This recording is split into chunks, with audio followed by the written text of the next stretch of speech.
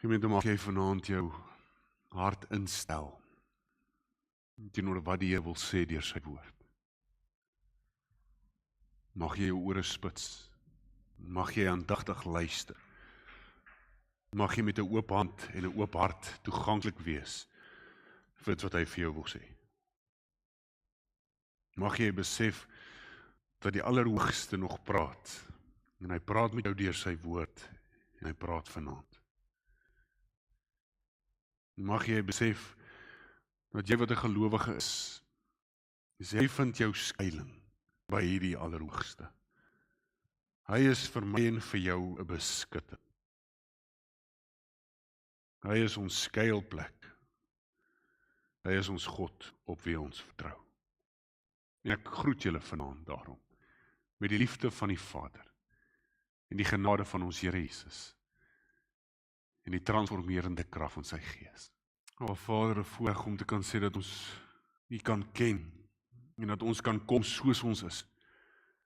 Maar Heer, dankie dat ons nie hoef te bly soos wat ons is nie. En dat deur die Gees U ons kom transformeer en kom verander en kom heilig maak.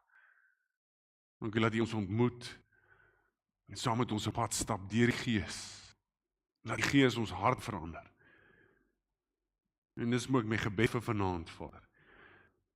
Is dat wanneer U praat deur die woord, dat dit so in ons hart ingesaai sal word. En dat U dit water sal gee, en dat dit sal groei, en dat ons dit sal saamdra, en dat ons nie net hoorders sal wees nie, maar daders, en laat ons die waarhede gaan uitleef. Dankie dat U so getrou is, en die getrouheid word gesien in Christus, as deur Christus hoe U ons kom red. Ons wat eens vyande was, nou is ons vriende. Dankie dat U vir die kerk voorsien, en dankie vir die finansies, en dankie vir die siele, en dankie dat U saai, en dankie dat U werklik ons net vooruit gaan, en dat ons by U kan rus. Kom wees meester vanaand vir ons harte, Here. In Jesus naam. Amen. Dankie, julle is welkom om julle sitplek te neem. Baie dankie vir die musiek. Die sonnaarskool kan uitgaan. Ek wil ook noem, ek dink die moederskamer is reg. Dries, is hy nie reg nie. Okay, hy is nog nie reg nie, ons werk hard aan hom. Daar's 'n moederskamer op pad vir moeders.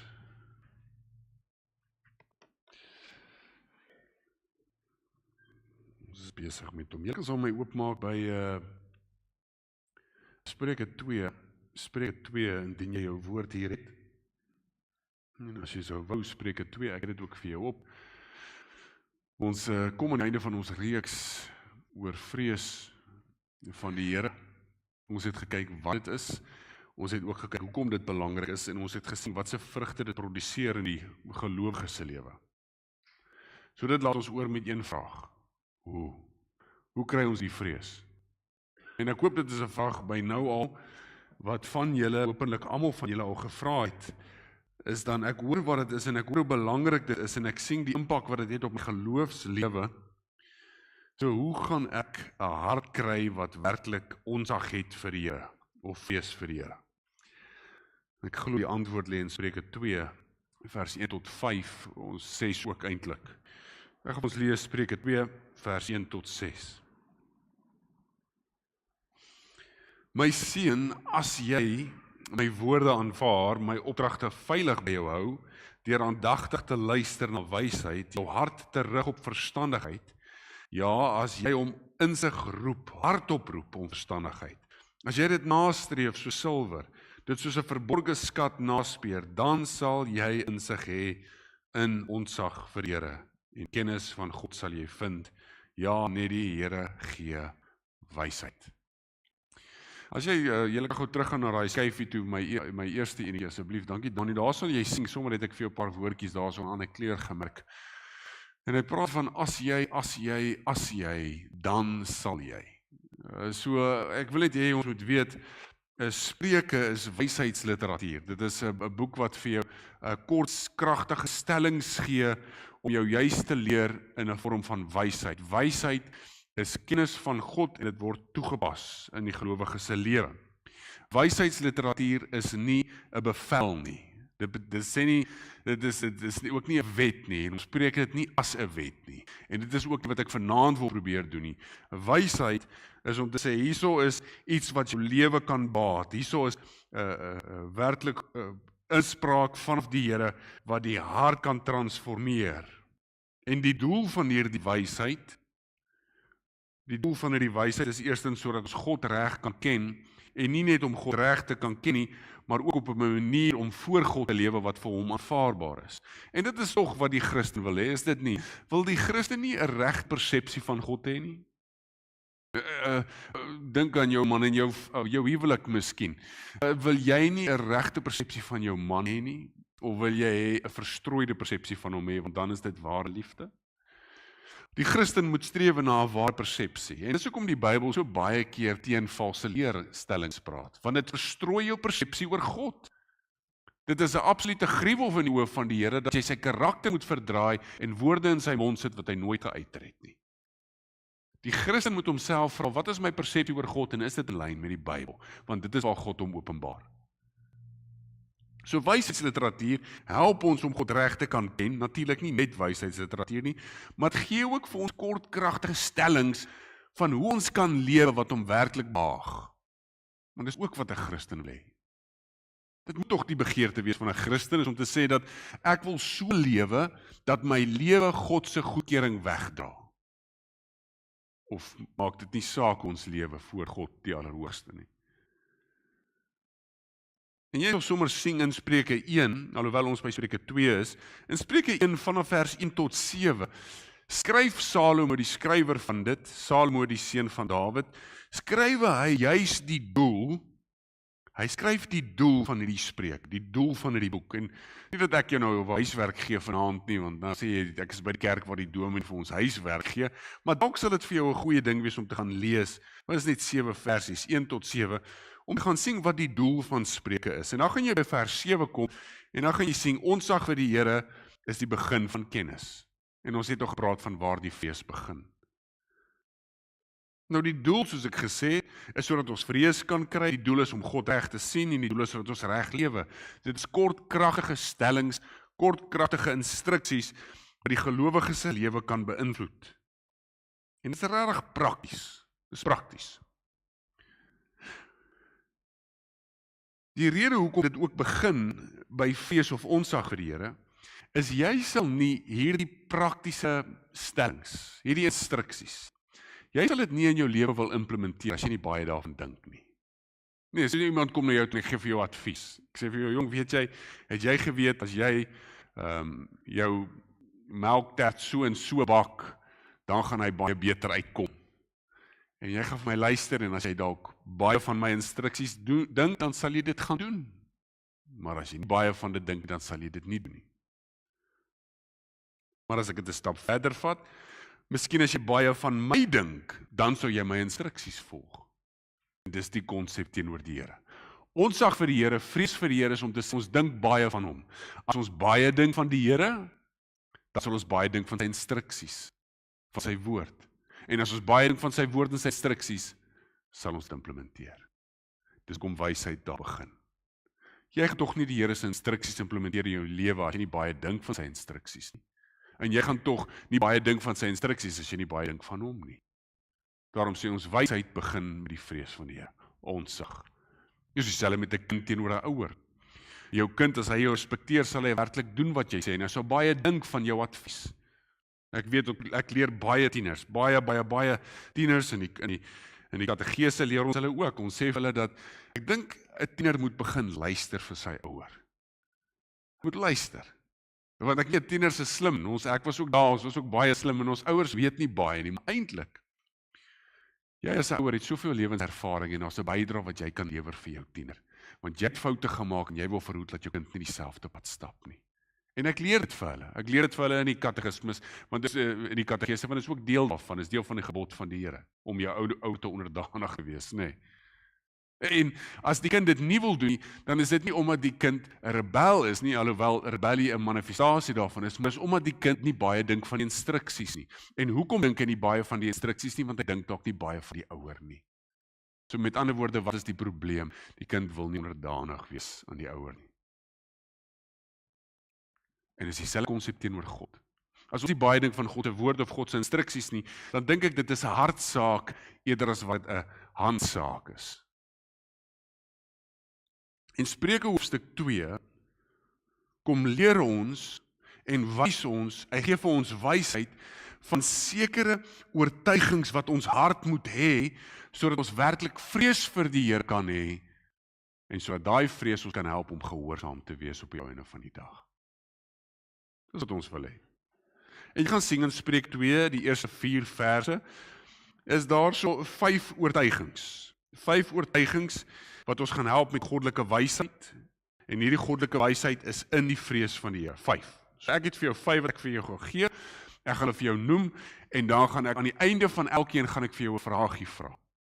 Hierdie vraagie is nie om jou skuldig te laat voel nie, so moet asseblief nie vir my vanaand WhatsApp stuur nie.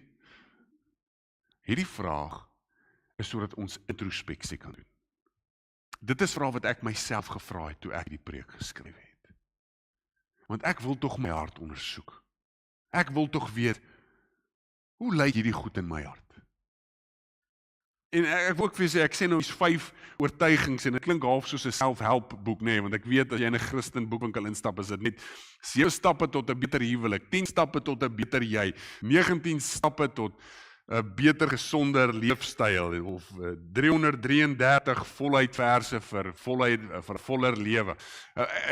Daar is seker nie fout met self-help nie, maar hierdie is nie 'n self-help nie. Ek glo nie dis jy moet dit ook nie sien soos dit nie. Jy moet nie sien as hier is 5 goedjies wat ek moet doen, en as ek hierdie goedjies gaan doen, dan gaan ek okay wees nie.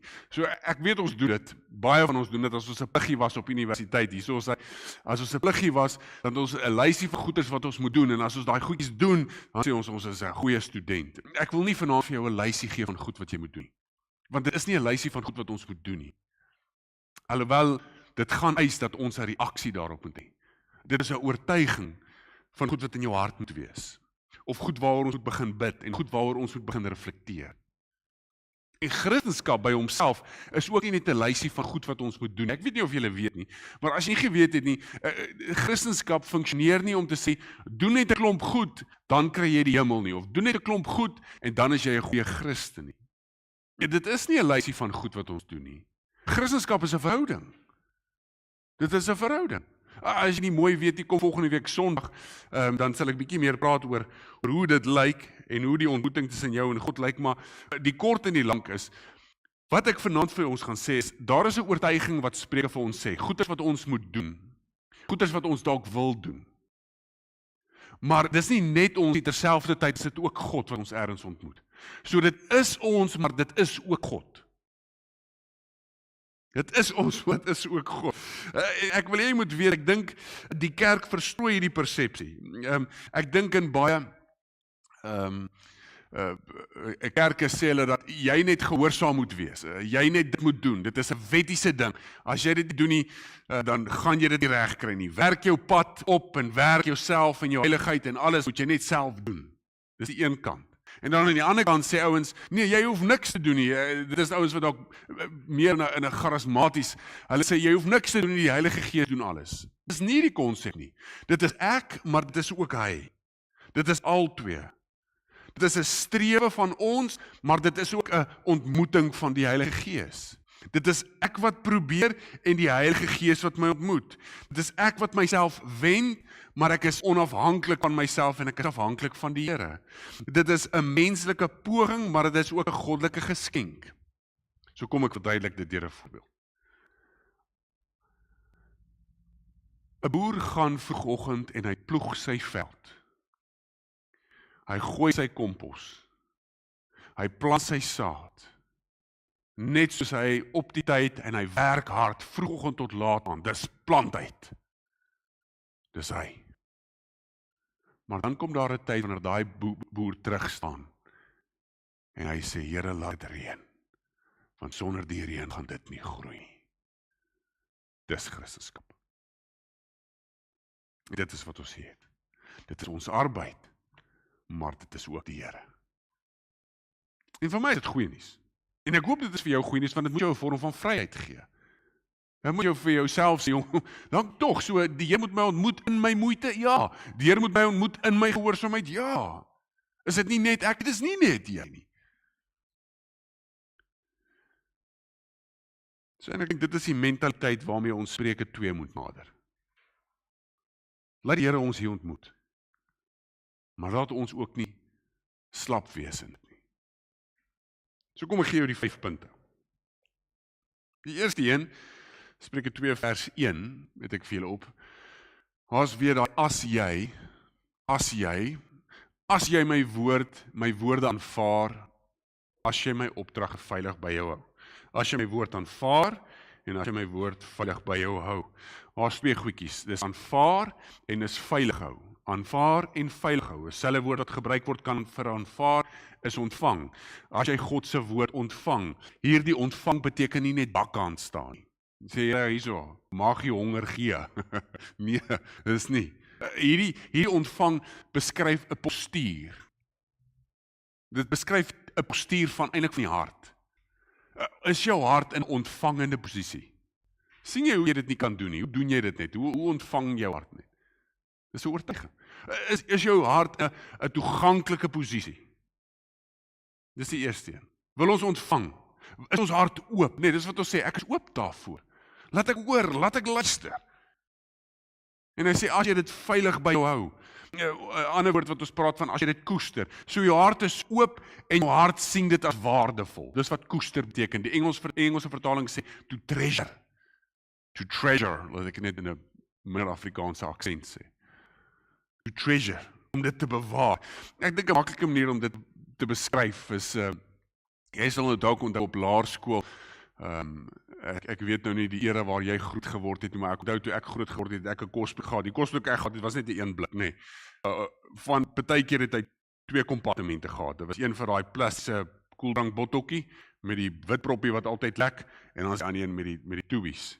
Dis die kosblikke wat ek gehad het vir die laerskool, nee. Ek weet vandag se kosblikke, ek kort half 'n hele diagram net om te ontdek waar jou sweetie is. Maar ek onthou my ma het met die toebroodjies gepak met lekker sweeties in, en dan weet ek, dit is van gisteraandse maalvleis wat op hierdie lekker sagte broodjie is met die koeldrankie. Jy weet, jy kan nie wag vir pouse nie. As pouse kom, is dit ek in hierdie broodjie. Maar jy weet, daar is net een ding wat tussen jou en pouse staan. En dit is daai honger vriende van jou. Daai vriende wat sê hulle kry nie kos by die huis nie, maar eintlik eet hulle toebroodjies voor skool op sodat hulle jou nou kan eet. Ja, want jou ma maak ons lekker toeis. En so wanneer jy daai kosblik vat en jy het hom onder die arm en jy besef, ek kom nou nader aan die skool en my vriende is hier in die skool, wat doen jy met daai kosblik? Jy koester hom. Jy steek vir hom weg, jy haal selfs jou boeke uit sodat jy jou kosblik in jou tas kan sit en laat jy daai kosblik so naby aan jou as kan dra tot pouse is. Want as pouse is, jy hou nie eers oor vir tweede pouse nie, nee, het jy tweede pouse gehad op skool nie? Ja, so jy hou nie eers oor nie. Dit is die hele konsep, is om dit so te vat en dit so naby aan jou te dra. Ek sê nie jy moet die woord van die Here gaan wegsteek nie, ons voorbeelde het beperkings, asseblief, is my genadig. Maar dit is wat hy sê, as jy dit koester, jy dra dit so naby, jy kan nie wag om daarin in te sink nie, om dit te eet nie, vir eerste pouse, jy koester dit. Dit beklemtoon dat dit iets is van waarde, en dit beklemtoon dat jy toeganklik is daarvoor, en dit beklemtoon dat jy dit naby aan jou wil dra. En dit is vir my lekker.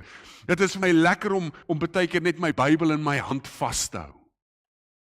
Dit is vir my lekker hoe die blaaie soms vir my blaai. Dit is vir my lekker as die Bybel langs my bed is. Maar dit is ook vir my lekker as my oë in die Bybel is. Dit is vir my lekker as die Bybel op my tong is. Dit is vir my lekker as die woord in my hart is. Want koester dit. Dit is vir my waardevol. Psalm 119:11 sê so mooi, hy sê, in my hart koester ek u woord. In my hart koester ek dit. Dis waar ons om koester. Ek wil ook net sê, ek wil noem. So wat ek vir jou sê is, jy moet meer Bybel lees, verseker, want daar is nou 'n ou wat nou sit en sê, reg, meer Bybel lees my to-do list. Alhoewel ek nie gesê het, jy moet nie to-do list hê nie, weet ek, daar gaan nog steeds wees wat dit doen. Maar ek wil net vir jou sê, dat ek glo ook daar is seisoene wanneer dit vir ons soms moeilik is om te lees. Veral seisoene waar ons afgemat is, geestelik moeg is, uitgeput is, naby uitbranding is, nê. Dis 'n seisoen. En ek wil vir jou sê, dis okay, want baie keer ervaar ek is so moeg, ek moet baie keer net rus in die belofte van die Here. En dan resoneer van sy woorde in my verstand en in my hart. Maar wees net seker dat dit 'n seisoen is, en 'n seisoen bly, en nie 'n leefstyl word nie. Ons koester sy woord en ons dra dit naby.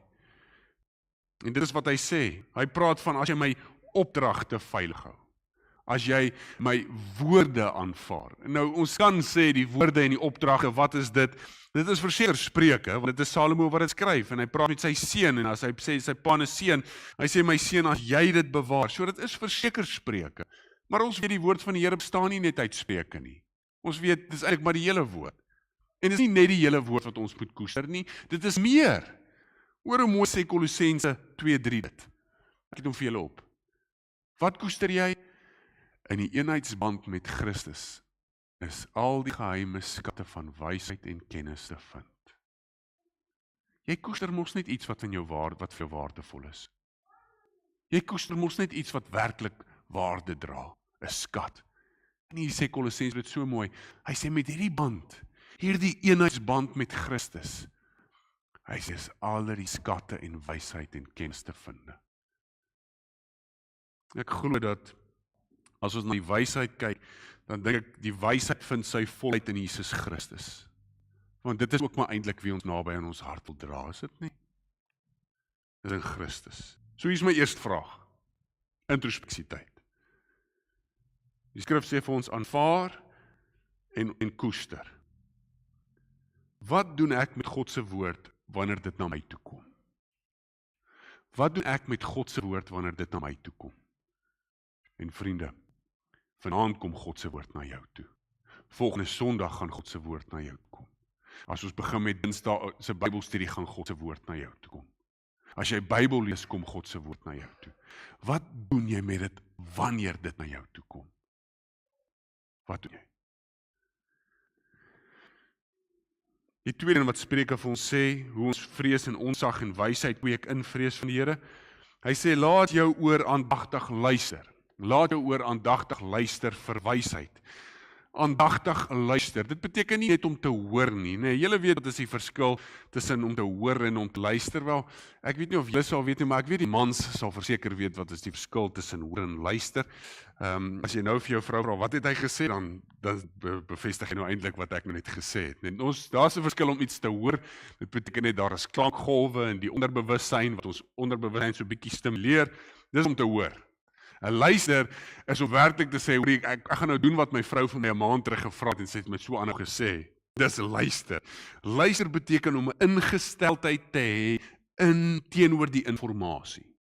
Ingesteldheid teenoor die inligting. Mense kan in die kerkdiens sit, mense kan hulle Bybels oop hê, mense kan my stem hoor, maar tog kan hulle steeds alles mis. Dis hoor. Ek dink dit is 'n verskriklike plek om in die kerk groot te word, die woord gepreek te word in sy volle waarheid, en jy mis dit nog steeds net alles. Kom ek gee vir jou 'n paar praktiese voorbeelde. Wanneer die woord sê wees geduldig, luister ek? Of hoor ek dit net? Wanneer die woord sê vergewe, luister ek? Of hoor ek dit net? Wanneer die woord sê hier's 'n seker sonde in jou lewe en hy wys dit vir jou uit, luister ek? Of hoor ek dit net? Hier's moeilik een. Wanneer die woord jou eie trots en jou eie selfrigting, jou eie koninkryk, jou eie idees oor geloof en Christendom, wanneer die woord dit kom aanspreek, luister ek? Of wat ek soos, ek hoor hy sê, maar weet jy, ek stem saam en dis alles ok om nie saam te stem nie. Nee, maar dis wat ons leer, nee, ons sê ons is 'n diverse groep mense, dis ok om nie saam te stem nie. En dis reg, dis verseker ok om nie saam te stem nie. Maar maak net seker jy stem nie saam met goeders wat nie kernwaarhede is nie. Jy moet saamstem met kernwaarhede. Jy kan nie sê ek verskil met kernwaarhede nie. Luister ons, wanneer jou planne gekonfronteer word, jou as mens wees, die innerlike van jou hart, jou koninkryk, jou trots, jou begeertes, jou idee selfs oor kerk en oor woord, wanneer dit gekonfronteer word deur waarheid. Luister ek wil sê, ek erken dit is 'n proses. Ek weet waar die Here my kom haal het, en ek is hom innig dankbaar dat ek nie meer daar is nie. Ek weet ek is nie waar ek veronderstel is om te wees nie, maar dank die Vader, ek is verseker nie meer daar waar ek was nie. Ek weet die proses van luister en die proses van verandering en die proses van transformasie en die proses om myself te ween van myself, want ek glo persoonlik ook, ek is my grootste vyand. Ek weet dit is 'n proses, so moenie dink dit is nou oornag, ek moet vir myself en alles, dis 'n proses. Maar dit is okay, luister ek aandagtig vir die woord van die Here. Dis wat Jakobus sê, moenie net hoorders van die woord wees nie, maar wees daders van die woord. En die mense wat God vrees, besef God praat deur sy woord. En die mense wat God vrees, sal seker maak dat dit wat God sê deur sy woord, of dit wat die prediker preek deur sy woord, verseker waar is. En as hy dit waar vind, sal hy dit nie net afskiet nie, maar hy sal dit toelaat dat dit sy hart kom konfronteer. Dit is nie maklik om gekonfronteer te word in die Bybel nie, verseker nie. Veral nie as jy vir jare lank gedink het, dit is hoe dit moet wees nie. Dit is nie maklik om gekonfronteer te word deur vestings wat ons self oprig nie. Dit is moeilik partykeer om te luister, en dit is moeilik partykeer om dit aan te neem. Dit is partykeer moeilik, want ons voel ook nie ons wil nie. Maar ek sê konstant vir myself, laat ek luister, Here, want dit is u woord, en dit is op die ou dag u wat praat, en u weet u is God en ek is nie. Luister ek. So is my vraag. Hoor ek bloot, as die woord gepreek word, as die woord verkondig word, as ek lees, of luister ek werklik? Hoor ek net, of luister ek werklik? Die derde een wat Spreuke vir ons sê, hy sê, as jy jou hart rig op verstandigheid, die derde manier hoe ek glo ons vrees van die Here kry, of wysheid binne die vrees van die Here kry, is wanneer ons harte rig op verstandigheid. En hier word bloot eenvoudig net gevra vir onderdanigheid. Is jy onderdanig aan sy woord? Om werklik onder die gesag van Christus te wees, om onder die gesag van sy woord te wees. Dit is presies wat Joshua gesê het vir die Israeliete. Die Israeliete het die beloofde land Kanaan ingegaan, het om die mure van Jerigo gemars, die mure het platgeval, toe hulle ingaan daarso, toe vat hulle Jerigo, en toe is Joshua was die leier, en Joshua sê vir die mense, dit is wat die Here sê, Joshua sê, verwyder dan nou al hierdie afgode onder julle uit. Verwyder dit onder julle uit, en rig julle harte op die Here. Dis tweevoudig. Ons is so gou geneig om te sê, kom ons verwyder sonde, maar nooit rig of ons wend ons harte tot die Here nie. Dit help ons spreek net vrugte aan nie, wat van die wortel? Die Spreuke roep jou op om jou hart te rig teenoor die Here, jou hart te rig teenoor verstandigheid, jou hart te rig teenoor wysheid. Nie net om te sê ek moet draai nie, maar ek moet draai en ek moet nog steeds in die regte rigting beweeg. Daar moet 'n wending plaasvind van my hart. En daar's 'n rede hoekom hierdie ene presies na die eerste punte is en ook voor die volgende punte is. Jy sal sien hy sommer so in die middel. Want in die middel is die hart. En ons kan nie ontvang as ons harte nie glo. Dit is kosbaar nie. Ons gaan nie luister as ons harte nie glo. Dit is van waarde nie. En jy gaan sien, na rukkie gaan ons moet roep, maar ons gaan nie roep as ons harte nie glo. Dit is die moeite werd nie. Die hart gaan oor die motief. Hy maak die punt dat dit nie net gaan oor informasie nie, maar dat dit gaan oor die motief. Wat Salomo eintlik skryf, is hy sê, my seun, as jy regtig wysheid soek, as jy reg die Here wil vrees, moenie net dit maak oor Christelike dinge nie. Dis nie net oor Christelike dinge nie. Dis nie net oor om 'n liedjie te sing nie, of net oor om 'n mannebyeenkoms, of net 'n vrouebyeenkoms, of net 'n kerkbraai, of net dit is nie net Christelike dinge nie. Maar goed's nice. Dis lekker. As jy maar dit gaan oor die hart. As jou hart nie is nie, dan beteken die Christelike dinge niks. Oor die hart. Dis wat hy sê vir sy seun. Hy sê, my seun, jy sal nooit ware wysheid kry as jou hart by die Here is nie. Albert Martin, hy sê dit mooi, hy sê die blootstelling aan skrif en die ontvang daarvan moet geanker wees in regte motiewe van die hart. Bybel lees en die ontvang van die Bybel moet geanker wees in die regte motiewe van die hart. Hoor wat sê Psalm 119:34. Gee my insig sodat ek by u wet kan hou, dit met my hele hart kan nakom. Laat my hart na u bepalings neig. Hoekom wil die skrywer vra vir insig? Hoekom vra hy? Want hy wil by sy bepalings hou. Wat moet by sy bepalings hou? Die hart. Hy wil hê sy hart moet by die Here lê. Jesus spreek ook dit aan in Johannes 7:18. Daar kom 'n paar skrifkenners na hom toe en sê, hoe kan Jesus leer? Hoe kan Jesus leer? Hy was dan nie by teologiese skool nie. Wat hy al uit die wysheid? En Jesus antwoord hulle, hy sê, hy wat uit sy eie praat, soek sy eie eer, maar hy wat uit sy eer soek van die een, dis nou die Here, wat hom gestuur het, hy is geloofwaardig en daar is geen onreg in hom nie. Hierdie hom is nie ons nie, dis Christus. Maar wat Jesus sê vir hierdie Jode, hy sê, julle sukkel om my goddelike gesag te erken. Die probleem is nie omdat julle baie goed weet van die Bybel nie. Julle weet baie goed van die Bybel. Maar die rede hoekom julle sukkel om my te aanvaar wat Jesus is omdat julle harte nie by my is. Dis wat hy sê. Miskien het ons meer van 'n geloofstryd eerder as 'n daadstryd of 'n vrugstryd. Dis wat Jesus hier aanspreek. Martin gaan verder en hy sê, ons word gekonfronteer, ons in die kerkbanke word gekonfronteer met moeilike vrae vandag, as Christene. Hy sê, 'n Christen, waar hy sy hart moet ondersoek en hy sit in 'n kerkbank en hy hoor 'n preek gepreek, hy sê, moet hy homself kan vra, wat op aarde doen ek vandag in hierdie kerkbank, wanneer die prediker opstaan om die skrif oop te maak? Sit ek met vooroordeling, sit ek met wrok, sit ek met onvergifnis? Hy sê, wat wil ek werklik hê? Soek ek my eie guns, soek ek net voordele, soek ek net voorkeure? Wat doen ek as ek in die kerkbank sit? Harde woorde. Hy sê, smag jou hart daarna om God te ken, sodat jy 'n lewe kan lei wat hom eer.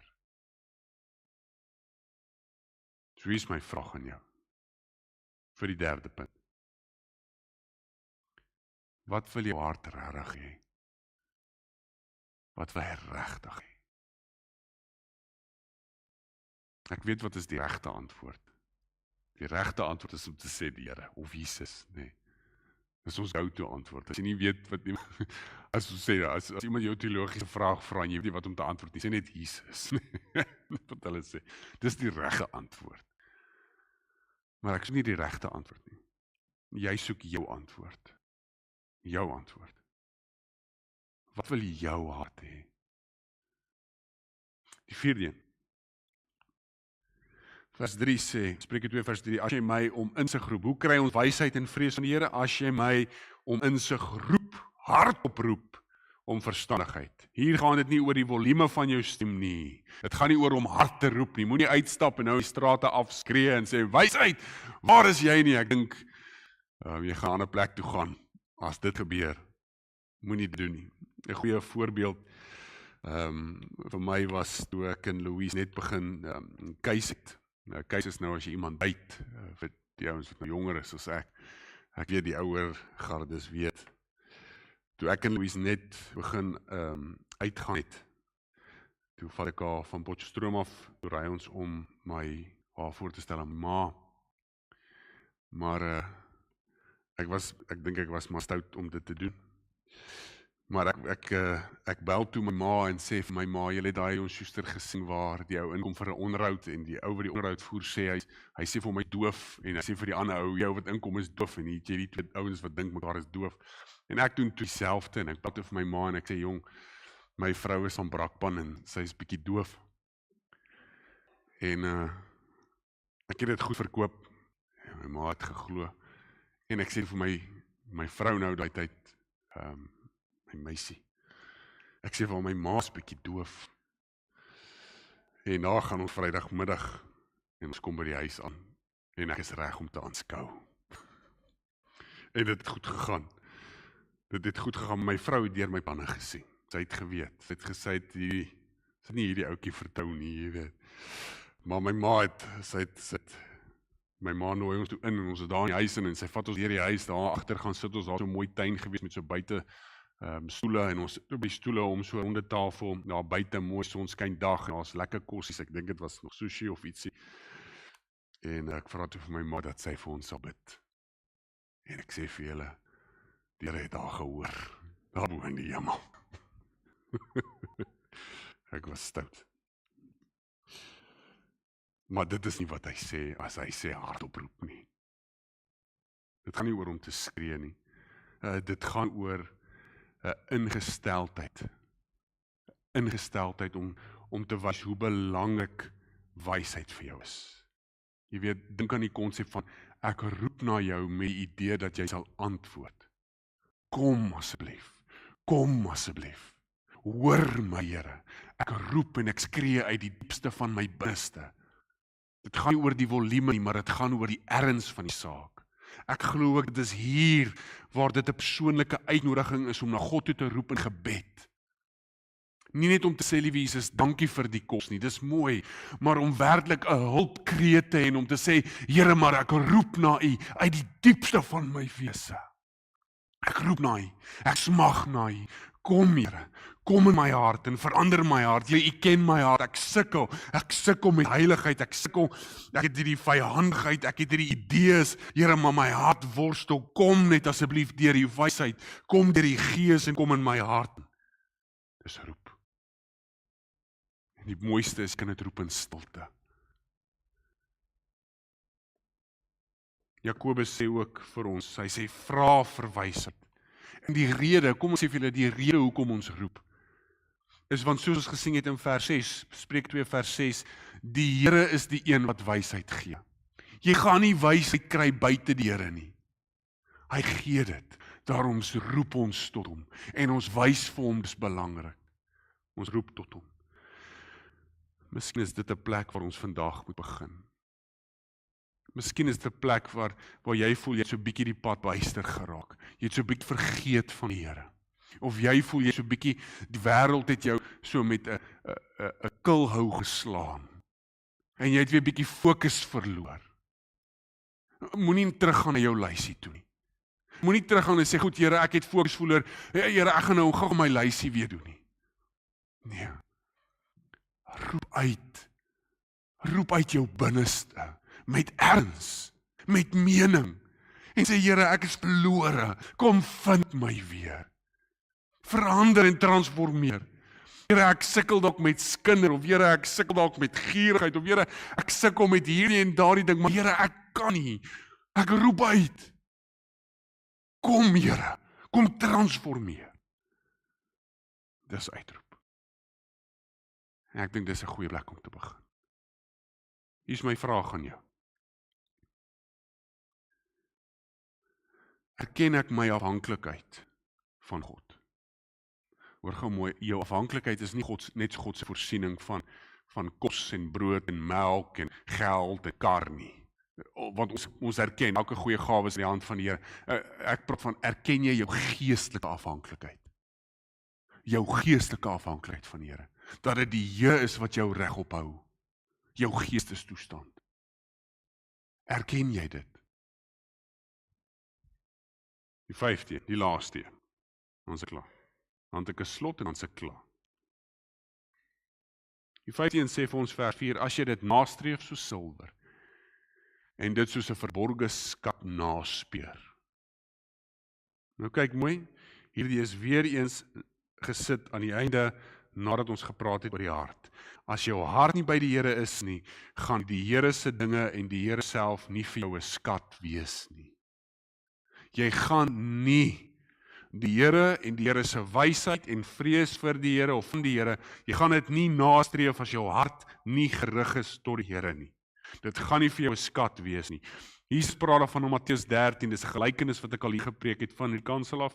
Matteus 13 vers 44 tot 46. Hy praat van 2 mans. Een man het eendag in 'n veld gestap en toe struikel hy oor 'n skat en hy sien hier's 'n skat in die veld en hy gaan toe uit blydskap en verkoop alles wat hy het sodat hy 'n stuk grond kan koop om die skat te kry.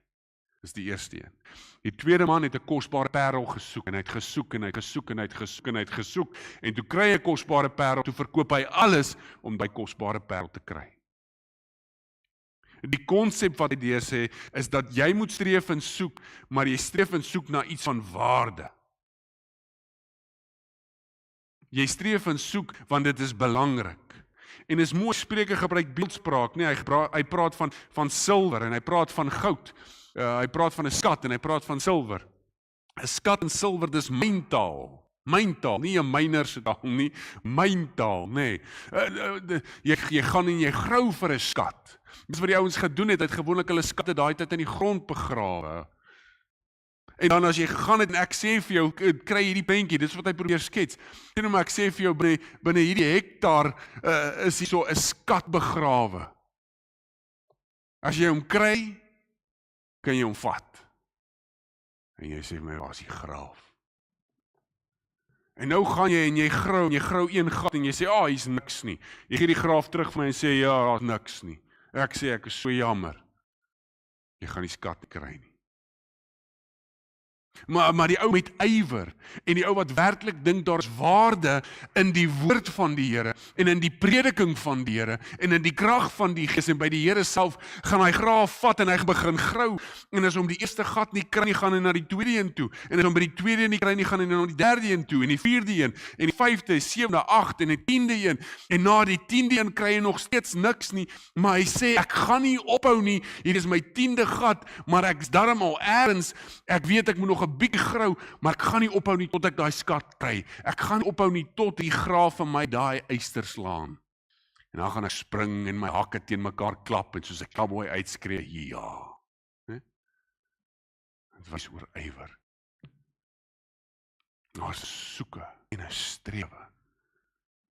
En vriende, dis hoe ons sit in die kerk wanneer dit woord gepreek word. Want ons weet daar's ietsie wat gesê word wat my hart kan transformeer. Daar is 'n skat wat uitgelê word, wat voorgelê word, wat geïnterpreteer word. En dis hoekom ons die woord vat. En miskien lees ons hom die eerste keer en ons verstaan dit nie. Miskien lees ons hom die 5de keer en ons verstaan dit. Miskien lees ons hom die 10de keer of die 20ste keer en ons sukkel nog steeds, maar ons sê vir onsself, ons hou nie op nie want hier binne is iets wat my hart kort. Ywer. En dis wat hy sê. Hy sê, jy strewe dit na soos silwer. En jy soek dit soos 'n skat wat versteek is. My Christenvriend, ek en jy moet oortuig raak dat Christus vir ons 'n skat is. En nie net 'n wese daar ver op 'n wolk nie. Hy's 'n skat wat die moeite werd is om gesoek te word. En hy's 'n skat wat ons harte moet ontdek.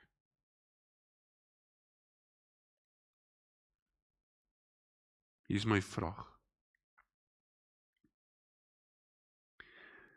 Is goddelike wysheid, is die vrees van die Here, om die Here te ken, is dit werklik vir jou skat? Of is dit 'n plig? Laat ek klaarmaak.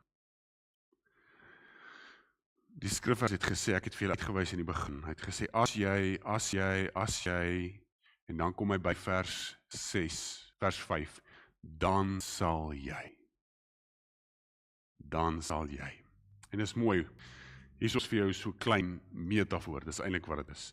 Hy begin met die eerste een, nee, hy sê, hy ontvang en aanvaar, dis met die hand. En nadat jy ontvang en aanvaar, soos met die oor. Soos van die hand, na die oor, na die hart, en dan na die mond wat ons uitroep, en dan natuurlik met die oë wat ons soek. So as jy aanvang en jy is toeganklik, as jy werklik aandagtig luister, as jy jou hart werklik rig, as jy werklik roep, en as jy werklik soekend is, dan sal jy insig hê in vrees vir die Here. Is dit nie mooi nie?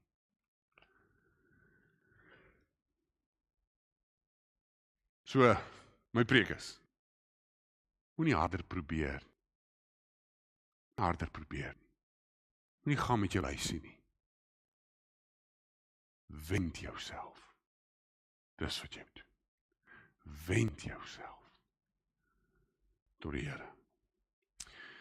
Hier is my verhaal waarmee ek afsluit. Daar was 'n man, hy koning geword. Hy was sy pa se opvolger. Sy pa was 'n goeie koning. Ja, sy pa het fout gehad, maar sy pa was 'n goeie koning. Kyk, jy weet, ons spot mos so my pa en jou pa, maar hierdie ou se pa het goed gedoen in die koninkryk wat geen ander ou nog ooit al reg gekry het nie. En toe kom sy pa tot sterwe, en nou kom hierdie nuwe seun in, en hy's nou koning. Maar hierdie man, hy het besef, hy weet nie genoeg nie. En hy roep toe uit tot die Here. Hy sê, Here, ek is maar 'n jong seun, en ek weet nie eers hoe om in of uit te gaan nie. Ek weet nie hoe om goed te doen nie. Dis wat hy sê. Here, ek kan hierdie werk nie doen nie. En toe vra die Here hom, wat moet ek vir jou gee?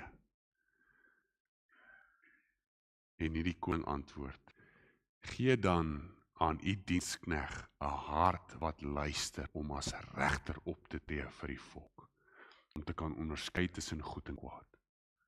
Hierdie ou vra, gee vir my 'n hart wat kan luister. Gee vir my 'n hart wat kan luister.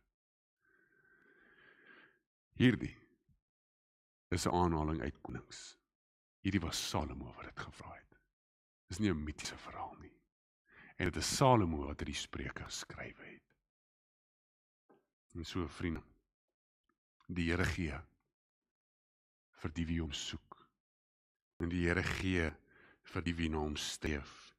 Die Here maak oop as ons klop. Die Here gee wanneer ons soek. Die Here antwoord wanneer ons vra. Die Here het sy woord gegee, die Here het sy gees gegee, die Here het sy seun gegee. Hoekom dink ons sal hy nie vir ons 'n goeie ding gee, soos homself, as ons nie daarna soek nie? Laat ek afsluit in die woorde van Jesaja. Soek die Here terwyl hy nog te vind is, roep hom aan terwyl hy naby is. Kom ons bid. Vader, ons besef dat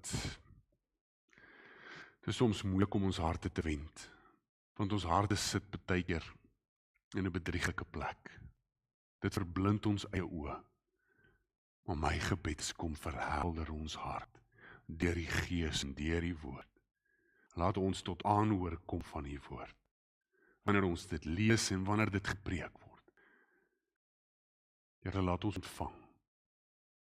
Laat ons luister. Laat ons hart rig. Laat ons uitroep.